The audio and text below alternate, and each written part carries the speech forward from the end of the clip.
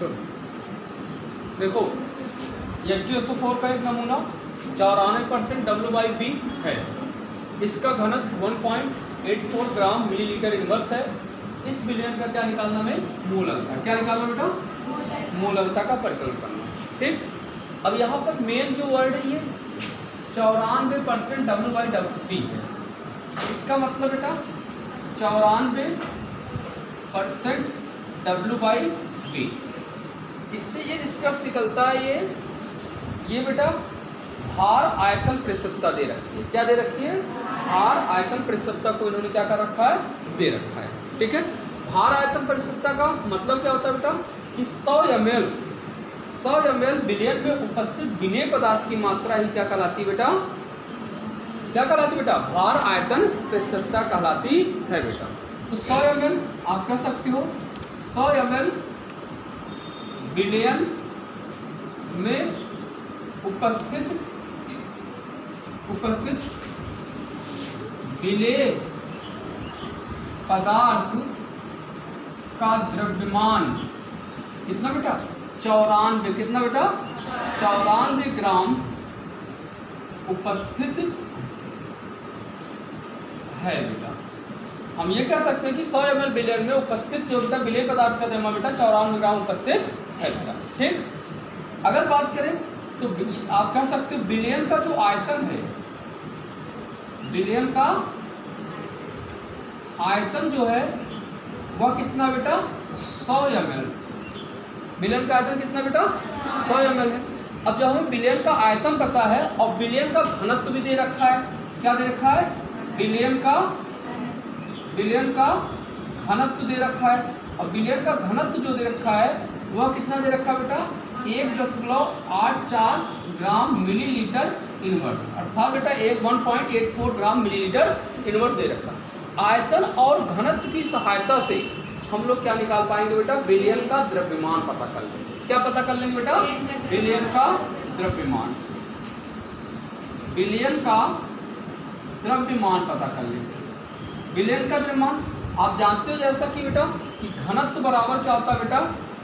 भार बटे घनत्व बराबर क्या होता है? घनत्व बराबर होता है भार बटे आयतन होता है। क्या होता है बेटा? भार बटे आयतन होता है, घनत्व भार। तो यानी कि आप कह सकते हो यानी भार या द्रव्यमान ये भी कह सकते हो आप द्रव्यमान।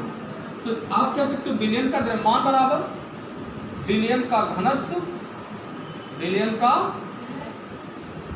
घनत्व इंटू बेटा विलयन का आयतन। कह सकते हैं बेटा विलयन का आयतन।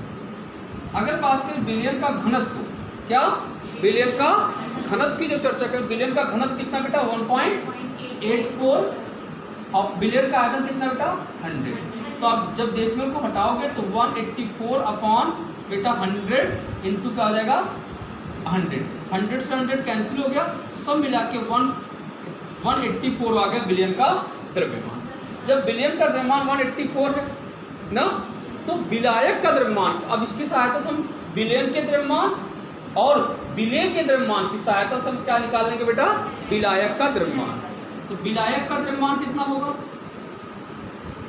विलायक का द्रव्यमान, विलायक का द्रव्यमान बेटा ये तो विलयन के द्रव्यमान में से विलेय के द्रव्यमान को अगर हम घटा देंगे तो हमारा किसका आ जाएगा? विलायक का द्रव्यमान। यानी 184 में से इसको 94 इसको विलेय के द्रव्यमान को माइनस कर देंगे तो हमारा आ जाएगा किसका? विलायक का क्या आ जाएगा बेटा? द्रव्यमान। यानी आप कह सकते हो कैपिटल W हमें पता हो जाएगा। 4 में से 4 सबसे 0 बेटा, 80 में से 9 कितना आ गया? 90। तो विलायक का द्रव्यमान कितना आ गया? 90 आ गया। हमें क्वेश्चन में क्या फाइंड करना है? मोललता। क्या फाइंड करना बेटा? मोललता। मोललता फाइंड करना है। तो molality equal to W/m into capital W into क्या हो जाएगा बेटा? 1000। W कितना बेटा? 94। कितना बेटा? 94। विलेय पदार्थ कितना है? 94।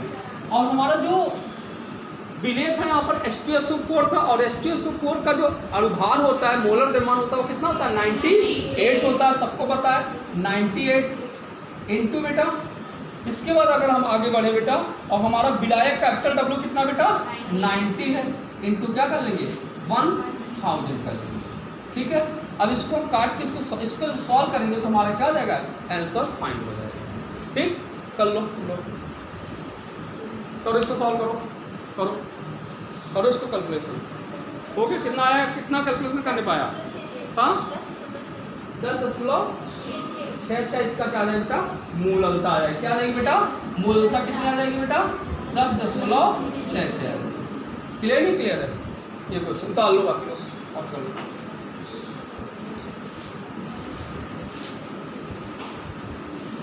ये क्वेश्चन काफी ज्यादा एग्जाम में पूछे जाते हैं। घनत्व से संबंधित क्वेश्चन और भार आयतन प्रतिशतता से संबंधित क्वेश्चन काफी ज्यादा पूछे जाते हैं।